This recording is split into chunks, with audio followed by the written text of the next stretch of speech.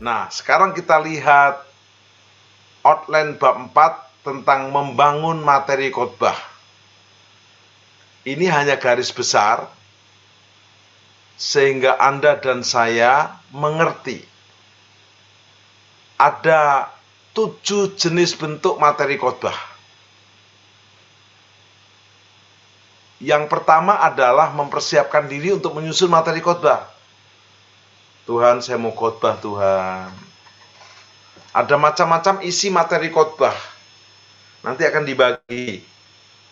Mempersiapkan diri untuk menyusun materi khotbah. Menyusun materi khotbah.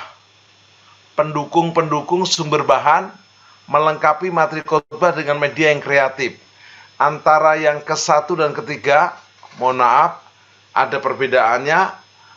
Yang ke-1 adalah mempersiapkan diri. Yang ketiga adalah mempersiapkan sumber-sumber materi, ya. Nanti akan diedit oleh Pastor Indi dan tim. Nah, ada 7 jenis bentuk materi khotbah. Ada yang Anda khotbah dari tekstual, khotbah nats, 1 ayat. Pertama kali saya khotbah di TV hanya 1 ayat. Ayat-ayat kebangsaan. Bahkan sekarang ayat-ayat itu boleh menjadi lagu. Ya, nanti saya akan putar contoh nih ya, 1 ayat jadi lagu ya, biar Anda bisa memahami ya. Semoga Anda bisa mendengarkan. Ini khotbah dari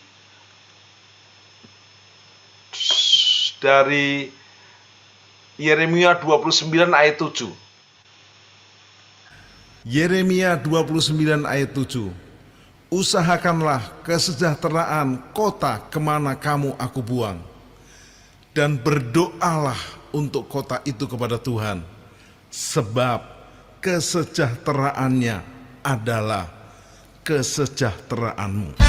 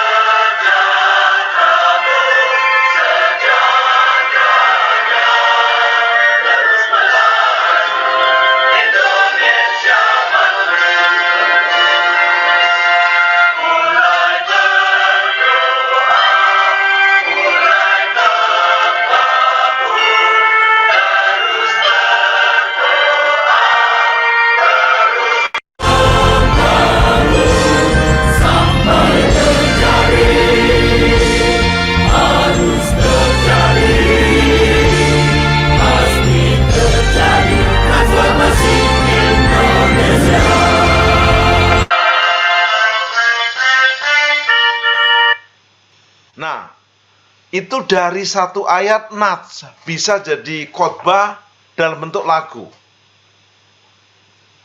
Tentu saya tidak lupa berterima kasih kepada Pastor Elizabeth Wijaya dari Korea yang membantu membuat notasinya satu suara.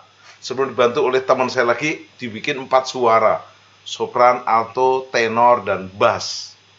Nah, saya lanjutkan sedikit, lalu kita terus aplikasikan. Setelah nats, maka ada materi khotbah yang berikutnya adalah topikal, topik-topik. Tapi ingat, tidak boleh sembarang comot ayat. Topiknya harus sesuai hasil doa atau visi dan misi. Khotbah tipikal, khotbah cerita satu peristiwa. Perayaan Paskah anak domba, Yesus naik untuk turun, hari kenaikan. Sekarang bukan Isa Masih tapi Yesus Kristus. Anda bikin kisah-kisah Sakius, Lazarus, Nikodemus, Yunus, semuanya nus-nus semua ya. Khotbah ekspositori, khotbah tafsiran, menjelaskan dari satu perikop. Misalnya 5 gadis yang bodoh, ayat 1 sampai 11. Mengembangkan talenta, ayat 12 sampai 30. Tentang hakim yang terakhir, kambing dan domba, ayat 31 sampai selesai. Jadi Anda bisa seperti itu, tapi judulnya tolong yang kreatif. Anda bikin judul Ruth, Naomi, Orpa, nggak seru saudara. Kalau Anda bikin 3 janda dalam satu rumah, Ruth itu janda, Naomi itu janda, Orpa itu janda. Anda khotbah temanya doa, nggak menarik saudara. Bikin temanya kunci membuka surga, ya doa, gitu. Khotbah biografi, wah nggak pernah habis. Banyak tokoh di Alkitab, tapi tokoh yang sempurna adalah Yesus. Khotbah analisa, khotbah alegori. Yang alegori hati-hati saudara ya. 5 ketur roti, 2 ekor ikan itu bicara 5 jari kita, 2 tangan kita. Waduh, nggak ada ayat pendukungnya. Nah, sekarang 4 langkah mempersiapkan diri untuk menyusun materi khotbah. Persiapan umum, seluruh latar belakang dan pengalaman pengkhotbah, termasuk khotbah pada masa lalu. Anda rapikan, Anda atur. Persiapan khusus pas harinya mau khotbah. Saya puji Tuhan lewat EPT dan juga Menara Doa Sinode, saya tertantang tiap hari bikin renungan 4 menit saudara. Ya, ini sudah buat untuk besok pagi nih. Sedang membahas dari 24, H ketiga Yom Kippur. Minta wahyu dari Allah. Telah ditentukan terlebih dahulu temanya oleh Gereja Indo, sub CK5, atau oleh doa Anda sepanjang tahun. Nanti dari CK5 juga ada masukan, yaitu tema spiritual journey. Nanti saya akan berikan juga sekaligus bahan-bahannya, atau perenungan Anda yang berulang-ulang. Nah, macam-macam isi materi khotbah, bisa visi, tuntunan Tuhan tahunan, tuntunan bulanan, tuntunan mingguan, pertobatan dan keselamatan, pertumbuhan iman, Roh Kudus, divine healing blessing, second coming, kepemimpinan, karakter, pemuritan, kepemimpinan, keluarga, profesi, secara ketik, bisnis, pekerjaan, eksposisi Alkitab, eksposisi kitab. Masih banyak, tapi harus kreatif. Susunan khotbah harus ada judul atau topik. Anda boleh begini, saudara, judulnya hari ini kita tidak pakai judul. Itu sudah pakai judul, judulnya tidak pakai judul. Anda bisa bayangkan nonton sinetron tidak ada judulnya, nonton film nggak ada judulnya.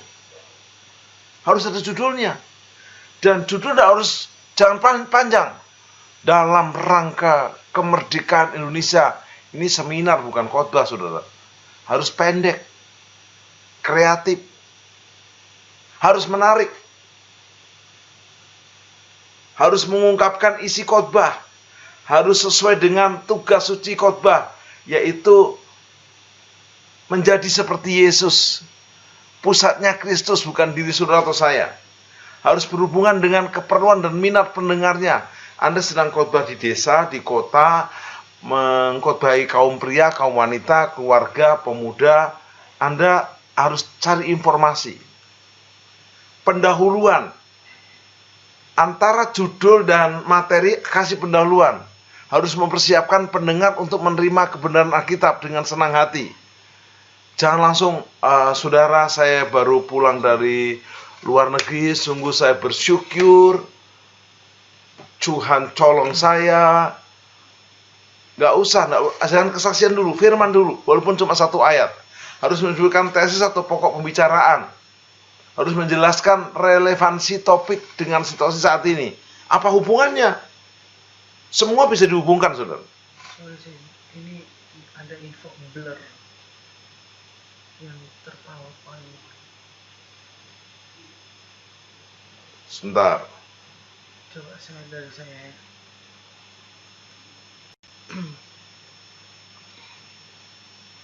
Presentasi saya blur, pasti ini akan share.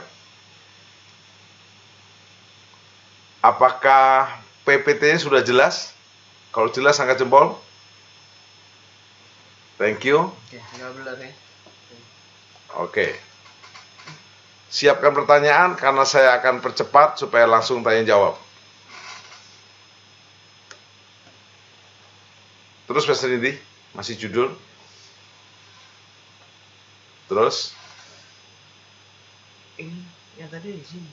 Oke.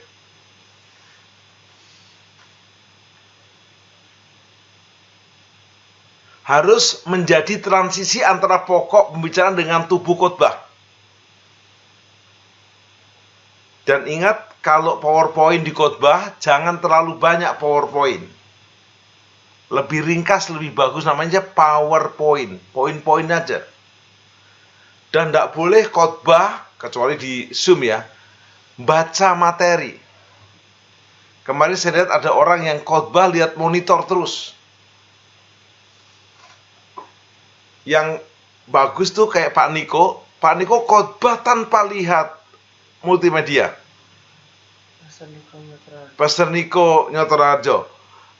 Sementara Pak Niko khotbah aja, multimedianya yang ikuti. Pak Niko ayat ini dikeluarkan ayatnya, poinnya dikeluarkan. Nah itu lebih bagus daripada mari kita baca. Untuk hal ini saya masih belajar juga. Bahkan banyak teman ahli komunikasi menasihat saya, Pak Tim, musuh daripada pengkhotbah atau pemberi materi adalah PowerPoint. Jika kadang-kadang Anda harus matikan, Anda ngomong eyes to eyes, heart to heart. Ya. Pasal ini terus. Kecuali di Zoom memang harus ada materi. Pokok-pokok utama dinyatakan sebagai kalimat atau klausa, pendek tetapi lengkap. Bisa berdiri sendiri tanpa ada pengulangan, harus cocok dan proposisi. Kesatuan dan urutan bentuknya harus sejajar. Dan paling penting harus ditopang dengan firman. Semuanya harus, tapi kita belajar. Ada subpokok kalau perlu, memakai kalimat lengkap. Sesuai satu sama lain. Ilustrasi penting, kesaksian juga bagus. Ingat, kesaksian dan inspirasi atau joke yang menginspirasi bisa video klip kalau Anda bisa memakai, bisa lagu dan kawan-kawannya. Tapi ingat, kesaksian atau inspirasi itu jendela khotbah. Tapi kalau khotbah banyak jendelanya, rumah banyak jendelanya, masuk angin, saudara. Apalagi kalau cuma ditanya, tadi khotbahnya apa? Oh, pokoknya lucu deh. Saya tuh paling nggak suka kalau tadi khotbahnya lucu banget, Pak. Saya paling senang khotbahnya apa? Pak, khotbahnya tadi powerful, urapannya, Pak. Saya kesentuh, Pak. Hari Minggu kemarin saya khotbah, saudara, tentang Yom Kippur, tentang pedalet ke arah Yom Kippur. Sudah saya doakan satu persatu pengerjaan jemaat. Mereka bukan maju, tapi saya yang maju. Ada suami istri itu, istrinya buka mata. Padahal saya mau doakan, tapi saya digerakkan. Saya bilang, permisi, boleh saya doakan? Mereka tutup mata. Begitu saya pegang, urapan itu langsung jatuh itu ibu. Dan jatuhnya itu kayak muter gitu. Set. Terus dia bersaksi, Tuhan dahsyat melawat saya. Terus Bu Indri, kesimpulan harus mencerminkan tesis dan pokok utama. 3 langkah, 4 langkah, mohon maaf, paling banyak 4 langkah. Jangan berkata gini, saudara hari ini ada 14 langkah. Jemaat pusing, aduh 14. Atau Anda terlalu banyak, terlalu sedikit, 1 langkah, begitu lupa hilang. Dan closingnya kalau bisa ada lagu. Tema. Coba Pastor Widya boleh minta lagu nada C. Oh, nada B. Segala perkaraku ku serah, Allah pembela segala kuatirku.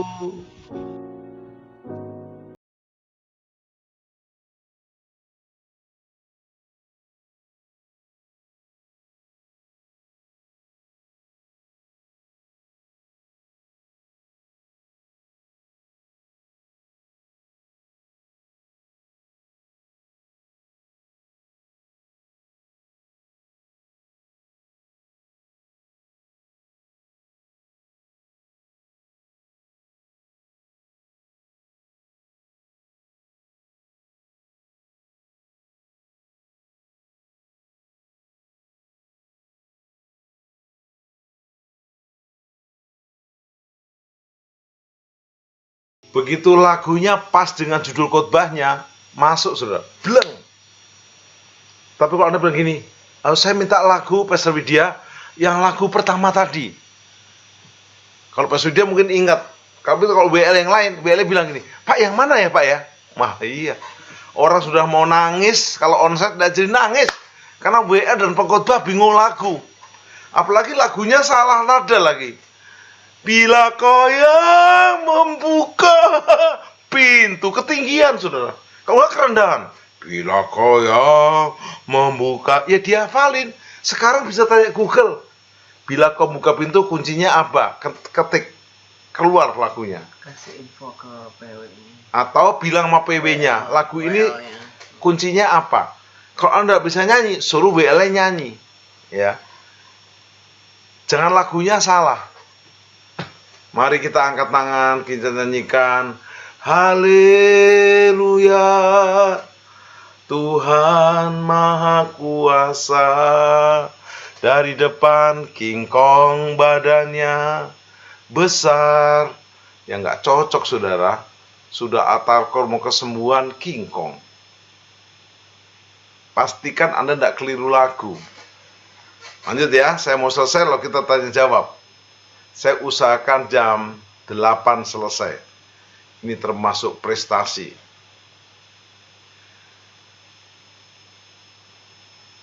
Harus menghimbau pendengar untuk memberi tanggapan. Jangan khotbahnya bagus. Mari kita berdoa. Terima kasih Bapak. Dalam Yesus, amin. Yeay.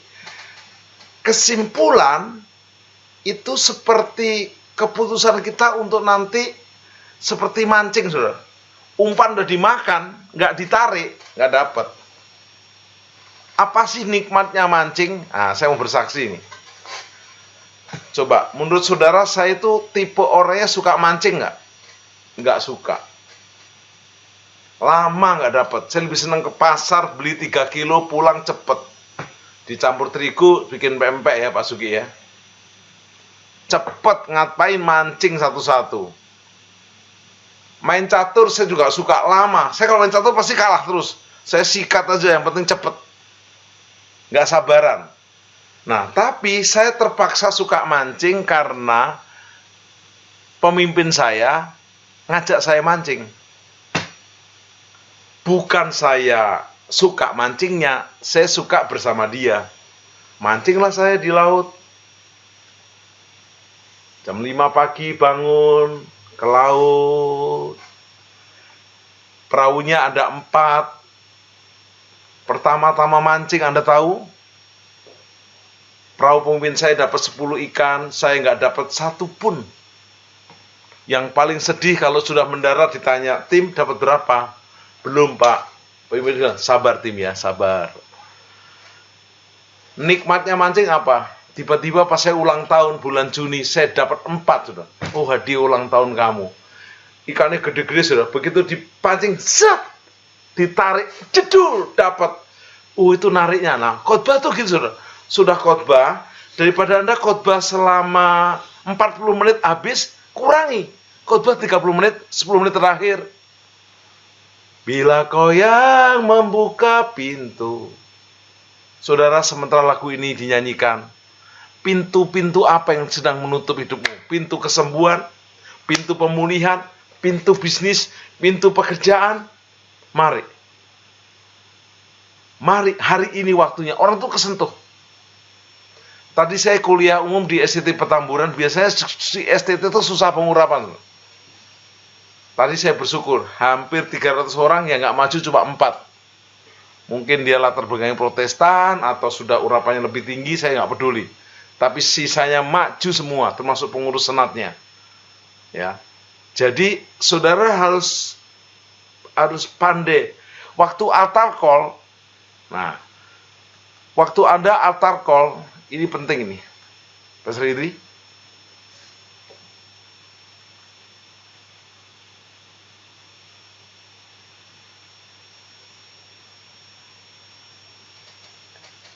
Doa altar call harus jelas. Dan kalau nantang jangan langsung gini, mari maju ke depan. Kalau Anda tidak pemimpin, tidak gembalanya, nggak gampang. Tutup mata dulu. Taruh tangan di dada. Kalau yang angkat tangan banyak, baru suruh maju. Kalau nggak ada, mari maju saudara. Mari maju, dan tidak ada yang maju. Anda udah malu, urapan tidak ada. Dan tidak harus maju, kadang kita yang maju atau massal di tempat taruh tangan.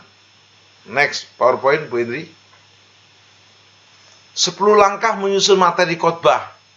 Pilih perikop yang akan dikhotbahkan, pelajari kumpulan-kumpulan catatan, hubungan perikop satu sama lain, hadapkan dengan ide eksegesis, apakah artinya ini, benarkah itu, apa yang dibuatnya. Dasarkan pada pengetahuan dan pengalaman pendengar, bukan hanya pengkhotbah. Menentukan tujuan khotbah, berikan tentang ide homiletik, tanyakan pada diri sendiri bagaimana ide ini harus dipegang. Untuk bisa menyelesaikan tujuan, buatlah outline khotbah supaya Anda tidak lupa, taruh di mimbar. Jangan sampai Anda mau khotbah, nah lupa. Tapi kalau ada PowerPoint menolong, tapi jangan terlalu banyak baca PowerPoint. Tapi saya beri contoh nih, rahasia nih ya. Ini rahasia untuk pengkhotbah. Saya bangga hari ini ada 97 kurang mis 2 saya, berarti ada 95 pengkhotbah yang diurapi. Angkat jempol, diurapi dan dinamis dan penuh urapan, penuh kuasa. Kalau Anda lupa outline, Anda angkat pujian. Pastor Widya, worship leader, saya minta lagu ini. Sementara nyanyi, Anda bisa lihat catatan. Atau Anda lupa ayat. Waduh, ayatnya di mana ya? Jangan bilang gini, saudara, ini ayatnya kalau nggak salah, nggak boleh khotbah kalau nggak salah. Pasti banyak salahnya. Lebih baik gini, saudara, Alkitab berkata, itu paling aman. Seperti Billy Graham kalau khotbah, the Bible says. Ada yang jemaat teriak, Alkitab yang mana Pak? Dari Kejadian sampai Wahyu. Amanlah kita. Jadi kalau Anda bingung, Alkitab berkata, jangan. Ayatnya kalau nggak salah saudara, salah pasal lagi. Markus pasal 17, padahal Markus 16 pasal. Anda sudah menambah ayat Alkitab, bahaya itu. Kalau nggak salah kitabnya saudara, kitab mansyur saudara, padahal Mazmur, Anda keliru mansyur. Waduh, salah kaprah. Yang semangat angkat jempol.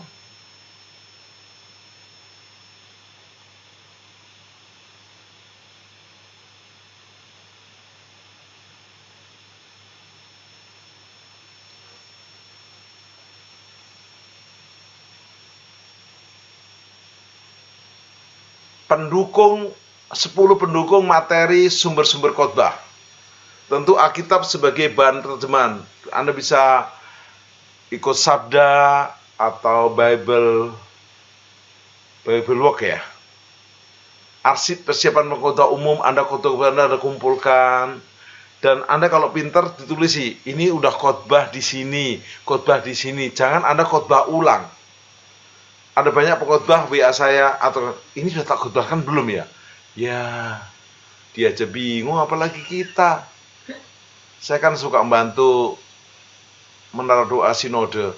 Ada pengkhotbah WA saya, Pak Tim, ya ini sudah belum ya? Iya gitu. Kamus Ensiklopedia Alkitab, buku pengantar PL dan PB, kamus bahasa Ibrani, maaf salah ketik, Yunani, Inggris, buku tafsiran, buku pokok-pokok khotbah, buku ilustrasi, ya. Saudara, saya punya buku judulnya 1001 khotbah. Ya, nanti yang mau kita akan fotokopi supaya Anda juga punya materinya.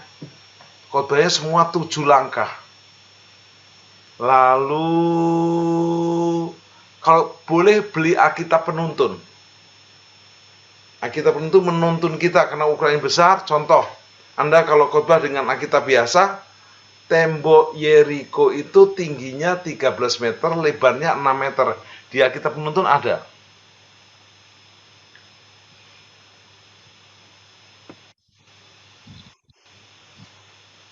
Membuat materi khotbah yang berasal dari Tuhan untuk umatnya masa kini. Itu contoh ini.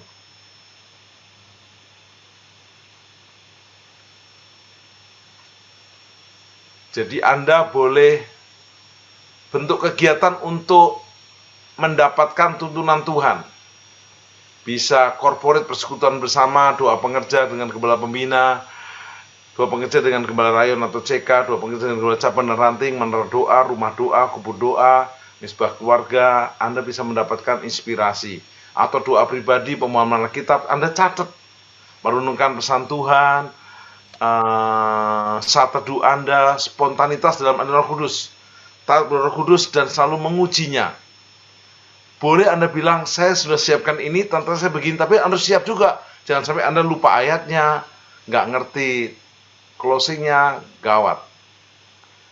Lalu, boleh mundur dikit ke sini, mundur kemana? Persiapan yang sistematis.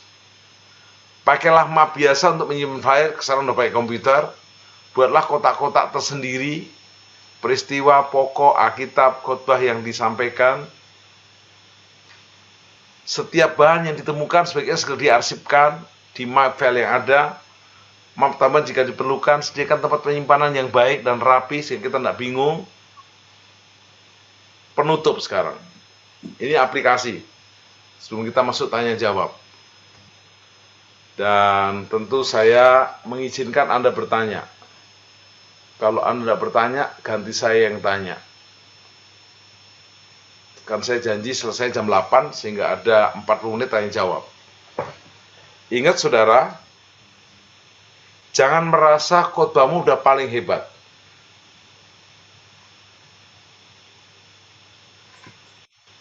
Saya sebagai gembala, kalau ada pengkhotbah yang bagus, khotbah di Jogja atau di Kuningan City, pengerja bilang gini, Pak, pengkhotbah ini bagus Pak, undang lagi Pak. Bukan hanya khotbahnya bagus Pak, karakternya bagus. Kan ada pendeta tamu yang belum datang udah tanya, oleh-olehnya bagaimana, makannya di mana. Anda mohon dengan hormat. Kalau toh nggak diajak makan, cari makan sendiri. Nggak diberikan oleh-oleh, beli sendiri. Nggak dapat PK, yang penting peka. Nah, penutup ini saudara ya. Paulus mengingatkan kepada muridnya Timotius, kebetulan nama saya Timotius, jadi saya senang ini. Tetapi kuasailah dirimu. Ini bicara kepribadian pengkhotbah. Dalam segala hal. Ini karakter, fondasi. Sabarlah menderita. Lakukanlah pekerjaan pemberitaan Injil. Mulai Anda memberitakan materi. Tunaikanlah tugas pelayananmu. Teman saya Pak Kris Manusama bilang begini, pengkhotbah yang khotbah tanpa persiapan itu kriminal. Ini yang ngomong Pak Kris Manusama ya, jangan marah sama saya ya.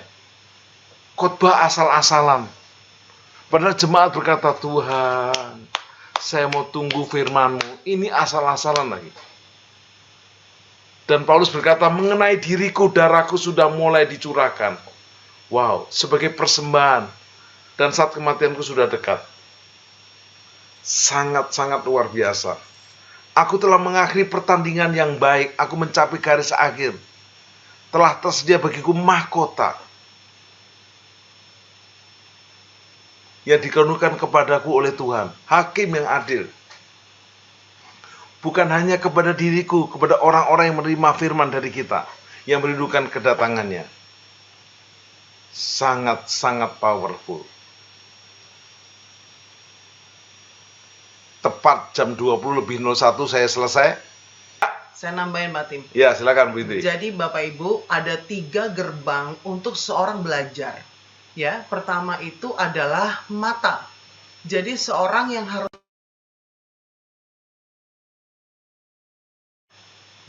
lihat, saudara. Jadi cara dia harus lihat itu dengan cara apa? Dengan cara PowerPoint. Itu akan membantu seorang untuk dia belajar. 3 gerbang. Ya, itu namanya visual. Ya. Lalu yang kedua adalah auditori. Ini harus dengar. Nah, dengernya caranya bagaimana, saudara? Caranya adalah saudara perlu intonasi. Kalau kita ngomongnya datar, Tidur semua. ya, dan mereka nggak nangkep apa-apa. Dan yang ketiga adalah kinestetik, gerakan. Jadi dengan gerakan kita, ekspresi kita, dan ajak mereka bergerak, itu masuk dalam pikiran mereka. Misalnya, ya, dipenuhi Roh Kudus. Semua sama-sama begini, dipenuhi Roh Kudus, gitu ya. Lalu kemudian dipimpin Roh Kudus. Saudara mungkin tanda tangannya, ayo ikutin semua, dipimpin Roh Kudus, gitu. Itu akan masuk dalam pemikiran mereka. Jadi 3 gerbang ini saudara perlu pakai di dalam kita berkhotbah. Ya, seperti itu. Nanti akan ada lagi dengan detail di cara berkhotbah. Jadi apakah PowerPoint itu perlu? Perlu jawabannya. Cuman kita meminimalis sehingga bukan menjadi satu materi yang membosankan. Jadi PowerPoint harus membuat daya tarik. Jadi itu mereka langsung bisa fokus di khotbah kita dari PowerPoint itu. Ada tips di dalam PowerPoint, tidak boleh lebih dari 7 baris. Ini dipelajari dari presentasi ya, saudara ya. Ilmu komunikasi. Jadi tidak boleh lebih dari 7 baris. Jadi kalau PowerPoint saudara udah ada 7 kalimat, wah ini udah kebanyakan. Makanya seringkali kalau saya mungkin 4 atau 5. Kalau misalnya ada 4 poin, jangan langsung semuanya brek jadi satu PowerPoint, jangan. Saudara bagi 2, ya. Terus slide berikutnya 2 lagi, misalnya seperti itu. Ya, jadi mereka tidak capek ngelihat PowerPoint kita, mereka akan tertarik melihat PowerPoint kita.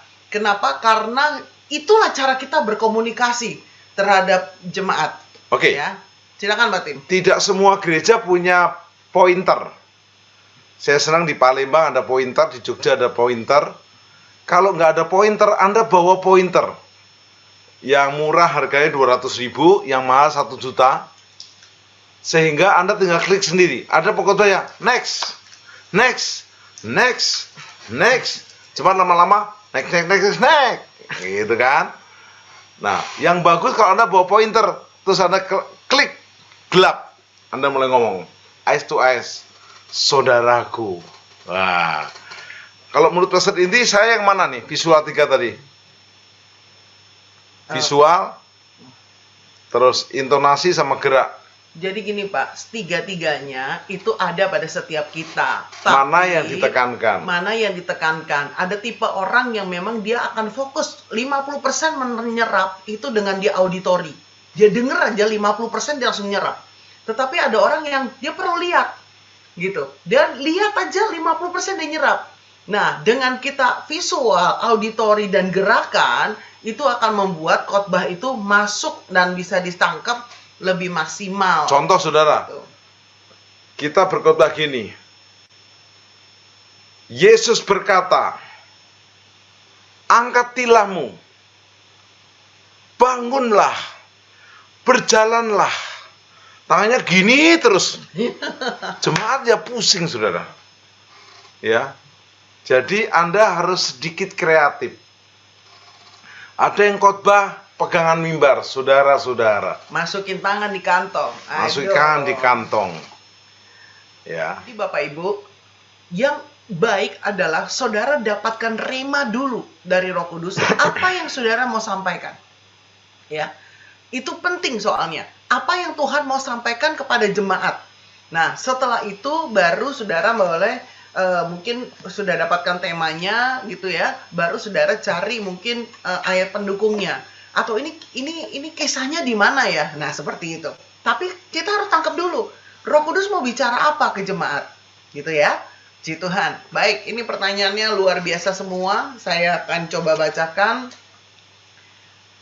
Oke, nah ini bagus nih. Ibu Helen. Shalom Pak, apa maksudnya jangan asal comot ayat? Apakah harus disesuaikan per pasal dari ayat yang kita pakai? Yes, jelas. Ya, kita perlu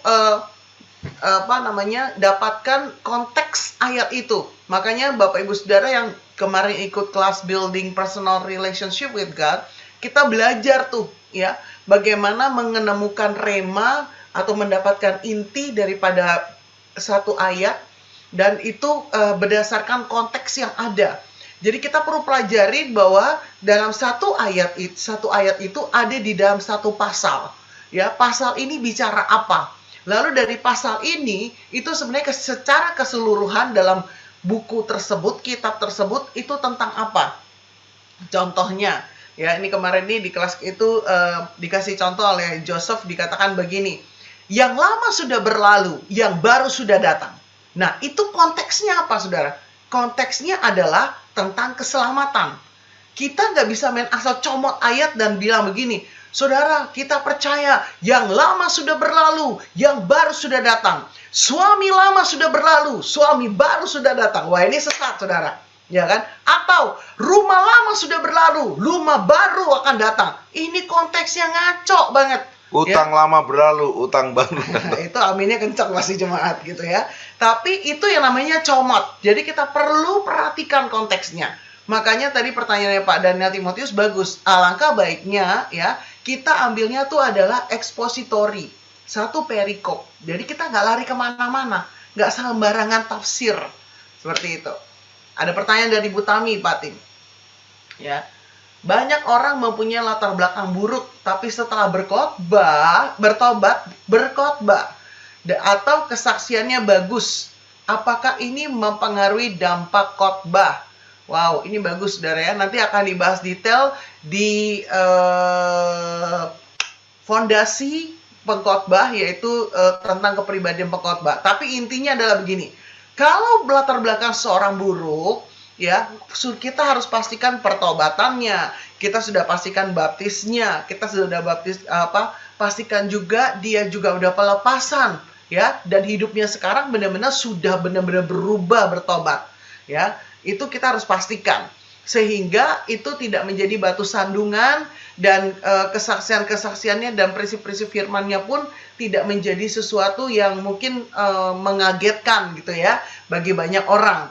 Ya, tapi kita perlu benar-benar harus cek, benar-benar sudah pulih banget, ya. Jangan sampai dulu mungkin gangster, dulu mungkin wah kacau kehidupannya gitu. Lalu kemudian sudah jadi hamba Tuhan, malah maaf ya saudara, pakai tato baru. Waduh, gitu saudara ya. Yang kayaknya dulu mungkin dulu udah tatoan, ya nggak apa-apa karena tapi kan udah bertobat. Tapi setelah bertobat jadi pendeta bikin tato baru, itu pertanyaan besar ya, dan masuk Instagram dan haleluya bisa menjadikan sandungan. Salam Pak Tim, sebaiknya kesaksian dikasih di mana Pak? Awal, tengah, atau akhir? Lalu kalau kita kurang bisa nyanyi, apakah bisa minta bantuan, dibantu? Tepat sekali. Yang bagus kesaksian jangan di awal. Yang awal sebaiknya baca ayat. Jangan sampai kita kesaksian terus lupa ayat. Jemaat bilang, ini mau khotbah ayat atau khotbah kesaksian? Jadi paling bagus satu ayat dulu. Nats, perikop. Ya. Lebih bagus perikop. Tapi jangan panjang-panjang. Kadang-kadang pakai variasi, ada orang baca, tapi orangnya harus bagus bacanya. Jangan dia baca tambah lemot. Ya. Dan ingat, kesaksian tidak boleh terlalu dibuat bombastis. Bapak Ibu, saya mau kecelakaan, tinggal 1 milimeter, hampir tabrakan. Kapan ngukurnya 1 milimeter? Saudara ya. Jadi Anda cukup hampir lah, jangan milimeter. Dan waduh, jangan terlalu over gitu ya. Jadi mengalir. Minta lagu boleh. Ini Butami. Ada yang bilang bahwa kita ke gereja untuk ketemu Tuhan Yesus, dengar firman Tuhan, tidak usah melihat pengkhotbahnya. Bagaimana kaitannya dengan karakter pengkhotbah? Wah, bagus. Ini pasti itu yang jawab. Silakan, Bu. Seperti tadi dibagikan bahwa pribadi pengkhotbah itu adalah fondasi dasar. Ya, memang kita datang waktu kita datang ke gereja, kita nggak tahu karakternya dia, apalagi kalau itu tamu gitu ya. Nah, kita nggak bisa langsung ketahui karakternya. Tetapi bagaimanapun juga karakter pengkhotbah itu sangat menentukan dan berpengaruh terhadap khotbahnya. Contoh, kalau karakternya masih marah-marah, masih emosional, ya, begitu dia khotbah, mic-nya itu macet. Dia bisa, ini gimana sih sound system? Mic-nya kok kayak begini? Nah, kayak gitu saudara ya. Jadi nggak bisa dipungkiri, itu pasti akan keluar gitu saudara. Ya, atau mungkin dia kasih contoh gitu saudara. Nah, kalau misalnya saudara lagi nyetir disalip orang, apa respon saudara?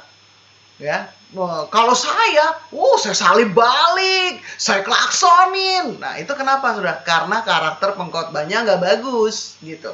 Nah, itu akan punya pengaruh. Jemaat jadi melihat, loh kok kayak gini ya? Apa yang diimpartasikan? Mimbar itu tempat kita mengimpartasikan sesuatu. Karakter pengkhotbah itu penting karena dia akan mengimpartasikan sesuatu. Baik, silakan Mbak Tim. Jadi Ibu Tami dan kawan-kawan,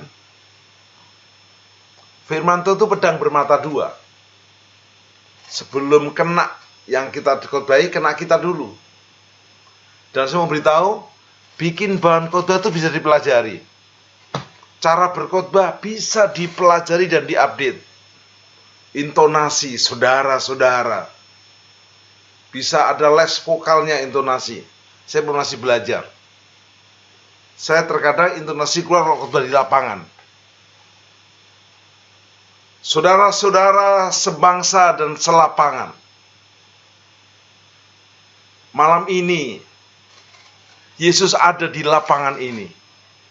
Kalau di lapangan, tapi kalau di Zoom, saudara-saudara, sekali merdeka tetap merdeka, kan aneh. Kalau di Zoom ya kayak ngobrol, kalau enggak nanti ya lewat, apalagi enggak nyapa. Jadi saudara terus belajar. Dan jangan juga terlalu melengking terus. Saudara-saudara, malam ini kita buka kitab Matius sehingga kita kayak denger radio pecah, capek saudara. Juga jangan terlalu datar. Saudara, kita akan buka kitab Imamat pasal 1 sampai pasal terakhir. Sudah ngantuk boleh tidur duluan karena saya bacanya pelan-pelan. Iya. Apalagi ada kasih PR lagi. Orang dengar khotbah, ya PR buat saudara, bacalah kitab Imamat 5 pasal. Jemaat pusing. Ini ke gereja mau disegarkan, dikasih PR. Ya. Atau marah-marah, mungkin ada handphone bunyi, sekali lagi handphone bunyi, akan disambar halilintar. Loh, Anda ini khotbah atau pidato? Anda ketua partai kah? Ya toh. Jadi Anda oke, nggak apa-apa, tolong. Kecuali mungkin Anda ngajar. Nah, hari ini kok PowerPoint Pak Tim banyak. Saya bukan khotbah hari ini, saya mengajar homiletika. Ya. Ya, jadi beda ya. Ini adalah pertanyaan bagus dari Pak Antoni Toknado. Shalom Pak Tim, saya mau bertanya apakah lebih baik kita sharing ayat Saat kita sharing ayat, seharusnya saat memberi kita contoh. sharing ayat seharusnya memberi contoh atas kesaksian hidup kita, atau kita beri sesuai dengan materi dalam PowerPoint itu. Kombinasi lebih bagus. Dikasih orean dikit lalu contoh. Jadi tadi saya khotbah di STT Petamburan tentang menabur. Lalu saya beritahu, Yesus berkata, setelah diuraikan, saya kasih aksioma, hanya petani yang bodoh, yang tidak pernah menabur berharap untuk menuai. Saya kasih contoh, bla bla bla, bla bla bla bla, nangkep dia, jebret. Orang nggak pernah menabur doa, mengharapkan jawaban doa. Lalu saya akan nyanyian, Yesus mendengar lebih dari yang kudoakan. Yesus menjawab lebih dari yang kuharapkan. Anda harus belajar lagu juga, jangan Yesus mendengar, lupa Anda. Na na na na na na na na na gitu doang. Na na na na na na na na na na na na. Oke. Ya, Ada yang mau langsung bilang, silakan langsung. ini banyak sekali Pak Tim, ini dulu ya Pak. Oke, silakan Bu Inti baca. Ya, jadi sekali lagi Bro Anthony, variasi ya istilahnya ya. Jadi kita bisa kasih contoh, bisa kasih kesaksian, minta tuntunan Roh Kudus, minta hikmat Roh Kudus, baiknya bagaimana gitu ya untuk poin-poin tertentu. Kalau powerful untuk kesaksian, go ahead dengan kesaksian. Ini terus. Pertanyaan yang kedua dari Pastor Tim Asmara, jika dapat jatah khotbah 2 kali pagi dan sore, bagaimana mensiasati materi yang sama supaya jemaat yang hadir 2 kali tidak bosan? Saya jawab Pak Tim ya. Ya. Jadi caranya gini Pak Tim Asmara. PowerPoint sama, materi sama. Nggak apa-apa, bagus, nggak masalah gitu ya.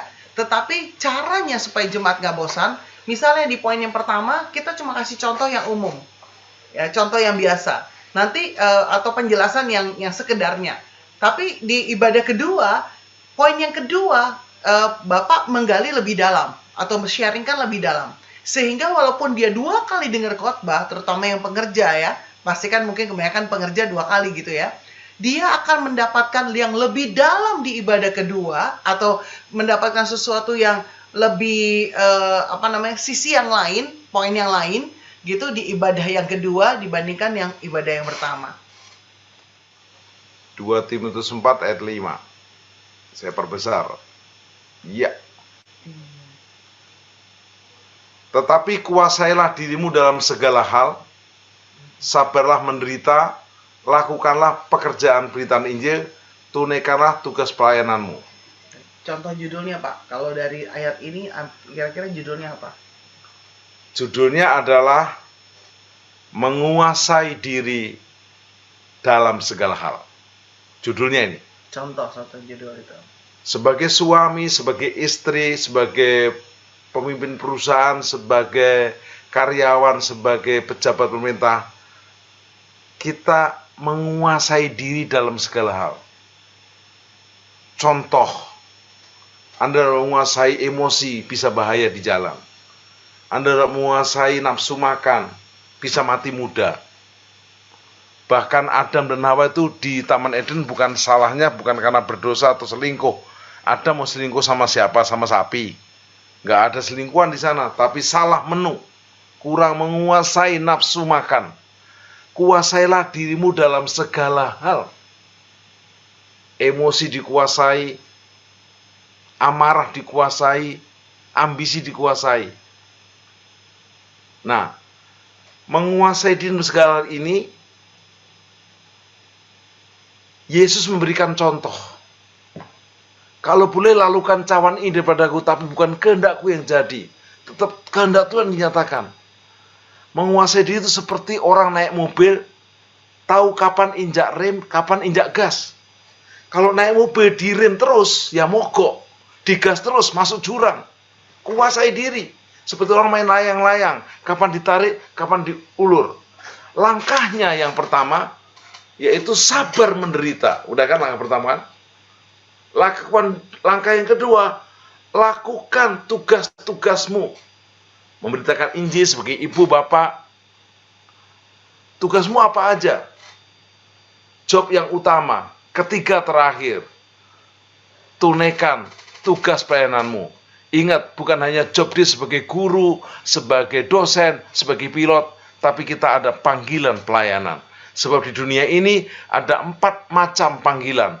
Panggilan untuk bertobat, panggilan untuk dipulihkan, panggilan untuk dimuliakan, panggilan untuk melayani, dan panggilan dimuliakan. Kalau nggak mau dipanggil 4 ini, ada panggilan terakhir, panggilan ke rumah Bapa. Khotbah selesai. Udah kan? Judulnya udah, langkahnya udah. Saya paling sering khotbah 1 ayat, apalagi di program TV.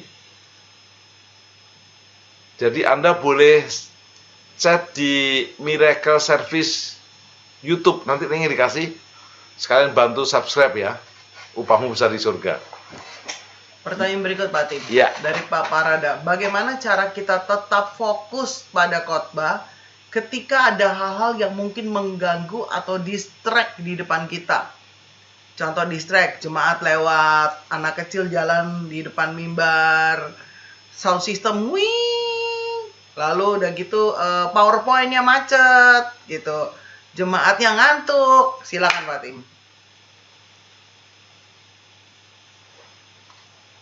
Ini tanya siapa? Pak Parada Silitonga. Itu contohnya saya yang kasih. Supaya makin menjawabnya makin. Thank you Pak Parada, pertanyaannya sangat bagus.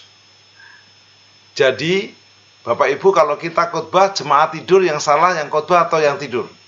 Dua-duanya. Kalau yang tidur banyak, yang salah pendetanya. Kalau yang tidur 1-2, yang salah jemaatnya. Tapi saya paling nggak bisa lihat jemaat tidur. Maka saya ajak menyanyi. Saya ajak tepuk tangan. Saudara, ada 3 fungsi tepuk tangan. Tepuk tangan pertama, nama Tuhan dimuliakan. Tepuk tangan kedua, yang ngantuk dibangunkan. Tepuk tangan ketiga, pembicara tambah semangat. Mari tepuk tangan. Ger kan? Lalu tepuk pramuka. Tepuk pramuka 2 kali. Kita boleh bangkitkan atau menyanyi. Ya. Ingat, Kalau jemaatnya ngantuk ya. kalau jemaatnya ngantuk. Nah, sekarang pertanyaan tadi kan, Distract. jika distract, kita boleh naikkan pujian. Atau kita kembali kepada baca ayat. Nah, kalau Anda lupa bahan, supaya Anda punya waktu lihat catatan, suruh orang baca Alkitab. Tapi udah janjian.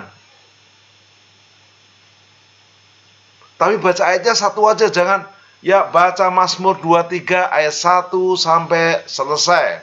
Apalagi Mazmur 119 ayat paling panjang. Dan tidak boleh Anda khotbah sambil tutup mata. Nanti cara penyampaian. Saudara-saudara, Anda tutup mata, jemaat pulang semua. Padahal belum kolekte, matilah. Belum bisa bayar gedung nanti. Pendetanya ditahan untuk jadi jaminan bayar gedung. Jadi khotbah itu, Pak, saya kalau lihat mata orang, saya grogi. Jangan lihat matanya, lihat jidatnya. Jidat-jidat yang kekasih. Gitu, saudara. Nah, caranya, saudara, kalau Anda supaya tidak minder, datang khotbah lebih awal. Jangan datangnya udah telat, ya toh, bahannya belum siap.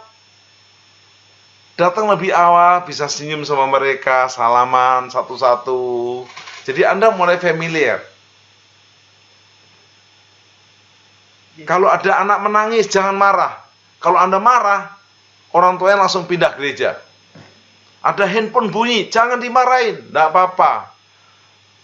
Tolong dibantu untuk diselesaikan. Ada lagi orang, mohon maaf, baru beli handphone baru nih. Handphonenya bunyi, tidak bisa matikan. Bunyinya berkali-kali. Anggap bilang, ini ilustrasi khotbah, saudara. Jemaat ketawa, nggak marah. Anda marah, yang bunyi handphonenya bunyi, keluar. Keluar semua jemaat. Bubarlah.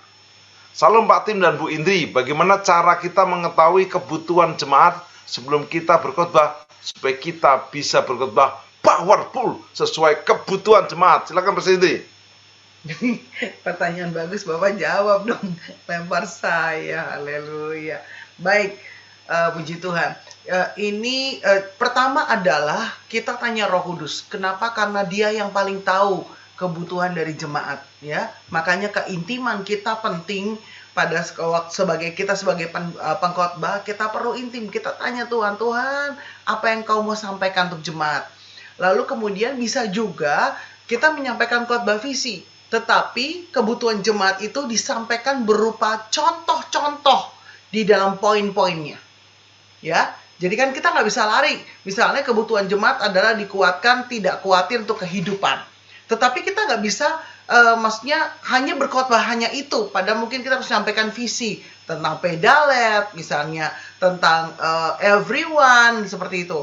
Tapi di poin-poin yang ada, saudara bisa masukin contoh-contoh atau kesaksian kita yang kita alami gitu. Kenapa? Karena itu yang Roh Kudus bukain tentang kebutuhan jemaat. Ya, jadi bisa masuk seperti itu. Bapak Ibu, kalau ada waktu tanya sama pendengar kita, tadi khotbah saya ada masukannya enggak? Jadi Anda rendah hati aja.